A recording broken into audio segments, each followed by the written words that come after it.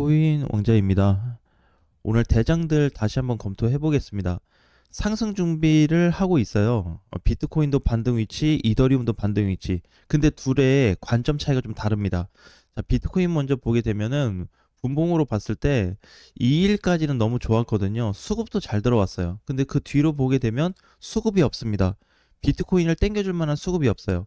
그리고 상승 하락이 너무 반복으로 많이 나타나고 있습니다. 자, 이런 관점에서 봤을 때는 그나마 한 가지 좋게 볼 수 있는 거는 비트코인이 그래도 2일 이후에 저점이 계속 높아져 가고 있다는 거예요. 이렇게 저점이 높아져 가고 있다는 거는 다시 한번 상승 시도를 하겠다는 거거든요. 근데 하필 오늘부터 다시 반등이 잡혔습니다. 분봉상 현재 위치가 여기 밀린 상태잖아요. 밀리고 반등 나온 상태인데 지금부터 우상향 패턴이 조금 더 나올 수 있습니다. 이게 출렁거려도 오늘 오후나 저녁까지는 반등으로 봐야 되는데 단순한 반등이 아니고 일봉으로 돌아가서 보면 되게 비트코인한테는 중요한 자리예요. 그동안에 붕괴가 된 시점 이후에 단 한 번도 돌파가 안 나왔거든요. 그러니까 붕괴 이후에 장중 돌파는 나왔는데 종가 실패. 여기도 실패입니다. 어제도 나왔거든요. 그래서 코인 시장이 좀 좋았죠. 일시적으로. 대신에 어떻게 오늘 뚫어주겠지 했지만 아침에 봤더니 이렇게 밀리고 있습니다. 일반적으로 다른 코인들도 다 빠지고 있어요. 조금씩. 자, 그런데 이제 반등이 다시 잡혔다는 거죠.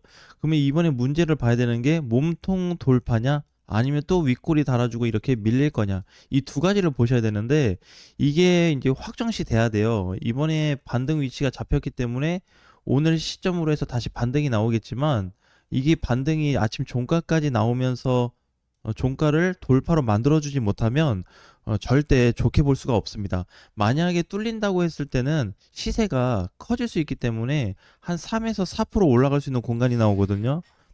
공간이 굉장히 넓어져요. 이렇게 되면은 지금 비트코인은 방향이 다시 바뀌게 됩니다.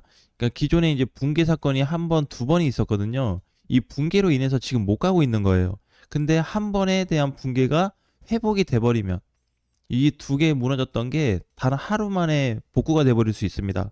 그래서 관심 있게 봐야 되고 종가가 잘 마무리가 돼서 끝이 난다면 상단까지 계산해서 상승 공략을 한번 해봐야 될 것 같고요. 여전히 오늘도 마찬가지, 내일도 마찬가지 종가로 음봉으로 끝나거나 미돌파로 끝난다면 하방으로 공략을 해야 되는데 현물 시장에서는 매수를 안 하는 게 제일 좋고 선물 시장 관점에서는 숏대응을 준비하는 게 좋습니다. 자, 이건 비트코인 입장이고요. 이더리움 입장은 좀 다른데 지금 계속 횡보가 나오고 있어요. 어제도 반등이 나왔고요. 그 전날도 반등이 나왔는데 지금 쭉 다 빠졌습니다. 장중 시세를 보면은 그렇게 크지는 않은데 1.8%에서 1.7% 정도 시세가 나왔거든요. 근데 문제가 뭐냐면 이더리움도 상승이 나왔다가 다 밀렸습니다. 분봉 가서 보게 되면 얘도 이제 상승 하락이 반복이 됐지만 방금 전에 비트코인 같은 경우에는 저항이 있는 상태에서 올라가면서 계속 맞고 밀리는 이런 상승 하락이 많은 반면에 이더리움은 반대로 지지선이에요. 그러니까 여기가 이제 거꾸로 된 거죠. 비트코인하고 여기가 깨지면 안 되는데 여기를 깨지지 않은 상태에서 이렇게 하락으로 반복을 하고 있는 겁니다. 근데 얘도 마찬가지로 지금 타이밍이 좋은 게 바닥 구간에서 밀렸다가 다시 상승이 잡혔기 때문에 오늘 중으로 반등을 한번 예상해 볼 수 있을 것 같아요. 사실 비트코인하고 이더리움하고 지금 계산을 같이 하는 것 자체가 이상한 거예요. 왜 그러냐면 비트는 저항이라도 뚫지 못했단 말이에요. 근데 이더는 돌파하고 나서 지금 위에서 놀고 있는 애랑 밑에서 놀고 있는 애랑은 굉장히 이제 개념이 좀 다릅니다. 그래서 이런 식이에요. 이런 식의 구조이기 때문에 못 갈 때는 계속 맞고 밀리고 이렇게 형태가 나오다가 돌파가 된 시점부터는 위쪽으로 그림이 뻗어져 나가고 있습니다. 얘는 약간 밑으로 뻗어 나가죠. 그림이 밀릴 때 보면 얘는 우쪽으로 위쪽으로 대부분 방향이 잡혀 있습니다. 그래서 지금까지도 이더리움은 상승 위치가 곱게 잘 가고 있기 때문에 분봉상에서의 어떤 특별한 매물대가 발생했거나 아니면 이상한 어떤 하락 구조가 발생한 거는 아직까지는 없습니다. 그래서 지금 비트코인과 이더리움에 대한 동시 상승이 나오는 시점에서 사실 공간으로만 놓고 보면 이더리움이 굉장히 많아요. 굉장히 크게 나오거든요. 그래서 비트코인하고 따질 수는 없지만 이더리움 이거 올라가는 포인트 한번 보고 그 다음에 비트코인은 앞전에 저항에 대한 부분이 확정적으로 돌파가 돼야지만이 이더리움하고 같이 갈 수 있는 조건이 생길 거예요. 그렇다고 하더라도 비트가 선두가 될 수는 없을 겁니다. 비트코인이 선두가 되려면 전체 시세 돌파가 나와야 돼요. 전 고점이 다 뚫려야 되는 다시 그런 상황이 나와야 되기 때문에 이 비트가 그렇게 해서 가는 시간하고 이더리움이 지금 자리에서 올라가는 거하고 얘는 이만큼만 넘어가면 다 뚫리거든요. 모든 시장에 대한 구조가 그동안에 이더리움의 어떤 저항, 뚫지 못했던 매물 구간이 다 돌파되는 자리이기 때문에 비트하고 비교해보면 이더리움이 훨씬 빠릅니다. 그리고 현재 위치도 이더리움이 가장 좋아요. 그렇기 때문에 당장 이제 망가진 쪽보다는 관심사를 두고 접근하는 게 좋을 것 같습니다.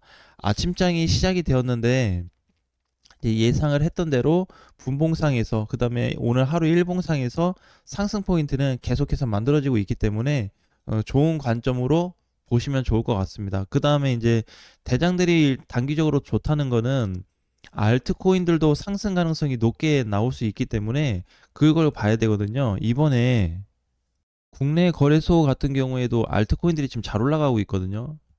XRP는 이제 반등이 나왔다 좀 밀렸고요. 카이토 같은 경우에는 이제 급등으로 이어졌습니다. 4일 동안 상승이 나왔는데 너무 잘 올라갔고요. 그 다음에 이제 기존에 좀 조용했었던 솔라나도 반등이 잘 나오고 있습니다. 근데 사실 솔라나 같은 경우에는 이 위치상 보게 되면 다음 주가 이제 중요해지거든요. 이번에 돌파가 정확히 됐다라고 볼 수는 없습니다. 그러니까 30만 원이 넘어갔어요. 왜냐면 계속 우상향으로 뻗어가고 있기 때문에 가격이 여기 닿을 때랑 여기 닿을 때랑 다르잖아요. 그래서 그냥 올라간 것 뿐입니다. 근데 문제는 이번에 제대로 된 돌파가 안 나와주면 솔라나 같은 경우에도 그냥 무너질 수 있거든요. 얘는 조금 더 봐야 되겠죠. 왜? 거래가 들어오지 않은 상황에서 반등이 나왔기 때문에 주의가 필요합니다. 그러면 이 얘기는 뭐냐면 결국에 XRP가 터지든지 솔라나가 터지든지 이더리움이 터져서 이런 코인들을 위쪽으로 뚫어주게끔 만들어줘야 되거든요. 근데 아직 그 역할을 제대로 해주지 못하고 있습니다. 그래서 이런 코인들도 이제 관심사긴 한데 지금 가장 이제 팩트 있게 봐야 되는 거는 알트 코인들의 움직임이 대장들보다 훨씬 더 좋습니다. 지금은. 굉장히 좋거든요. 오늘 아침까지 이제 검토를 했을 때 좋아질 만한 코인들을 다 하나씩 따져서 봤더니 너무 많이 생긴 거예요. 기존에는 몇 개 없었습니다. 그러니까 알트코인도 그냥 랜덤으로 보자 그러면 뭐 폴리곤 같은 경우에도 많이 못 갔잖아요. 그죠? 근데 이번에 이제 상승이 나오고 나서 위에서 버텨주고 있는 모습인데 이제 이런 코인들도 마찬가지예요. 그래서 이런 코인들이 지금 다수가 발생하고 있습니다. 이건 이제 무슨 뜻이냐면 이런 코인들이 많이 생겼다는 거는 앞으로 알트코인에 대한 추가적인 상승이 더 높아질 수 있다. 이렇게 보셔야 돼요. 안 그러면은 절대 가지 않습니다. 보통 이제 한 개에서 많으면 뭐 5개로 그냥 뺑뺑이 돌리고 얘네만 올리고 나서 그냥 끝나버리는데 지금 그게 아니고 얘네 올라가면 또 새로운 코인들, 또 새로운 코인들이 이런 식의 추가 상승이 나오고 있어요. 지금 업비트에서만 계산해서 보게 되면은 벌써 10개가 넘어가고 있습니다. 굉장히 많아요. 처음에는 최초 발생했을 때는 2개였거든요. 지금 10개예요. 근데 이제 이게 아마 다음 주 될수록 계속 넘어갈 거고 해외 거래소 같은 경우에는 벌써 많은 코인들이 시세 분출이 나타나고 있습니다. 근데 이제 뭐 더그래프도 마찬가지거든요. 이게 개념은 똑같아요. 여기서 상승이 나오고 이제 눌렸는데 다시 반등 나왔잖아요. 그러니까 이런 식이거든요. 이런 식의 코인들인데 조금 더 시세 탄력이 강해질 겁니다.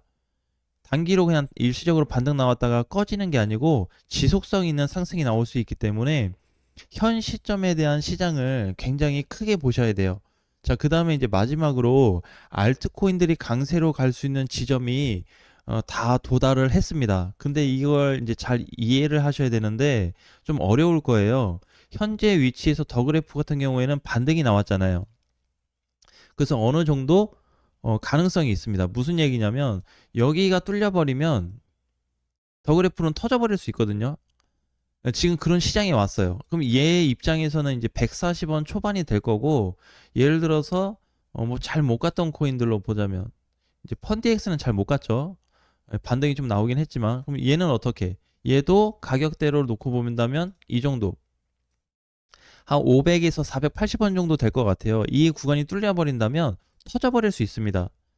근데 위치가 다르잖아요. 얘는 전반적으로 못 갔고, 특히 이제 이런 코인들은 더 못 갔어요. 그죠? 아예 바닥을 기고 있잖아요. 그 다음에 무브먼트도 마찬가지 바닥을 기고 있거든요. 근데 이때는 못 갔으면서 왜 지금은 이제 뚫어버릴 수 있냐, 이제 이게 달라지는 포인트예요. 그래서 이거 찾기가 굉장히 어려우실 겁니다. 그래서 가격적으로 봤을 때 무브 입장에서는 뭐 한 180원 정도 예상을 해볼 수 있거든요. 180에서 185 정도. 여기가 뚫려버리면 터질 거예요. 그러면 지금 코인들이 이상하죠? 자기 위치가 가격하고 하락하고 상승한 거하고 상관없이 터질 수 있는 자리가 바로 코앞까지 왔다는 겁니다. 이건 진짜 베스트적인 부분인데, 사실 다 뜨고 나서 시장을 얘기하기보다는 뜨기 전에 얘기를 하고 싶었어요. 그렇기 때문에 지금 얼마든지 준비할 수 있는 포인트는 남아있고, 그 포인트에 따라서 따라갈 것인지 그걸 한번 결정을 해보셨으면 좋겠습니다.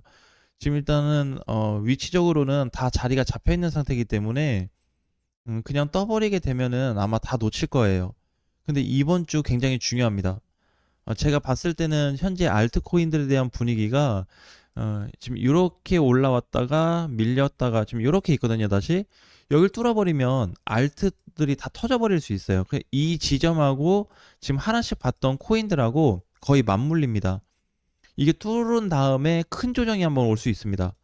돌파 이후에 갔다가 큰 조정이 온다 그러면 너무 고맙죠.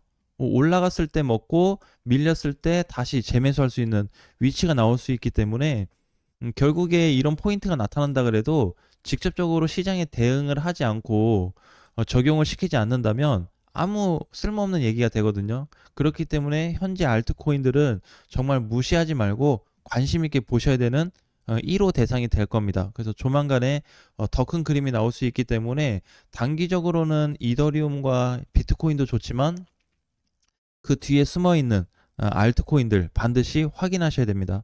다음 시간에 뵙겠습니다.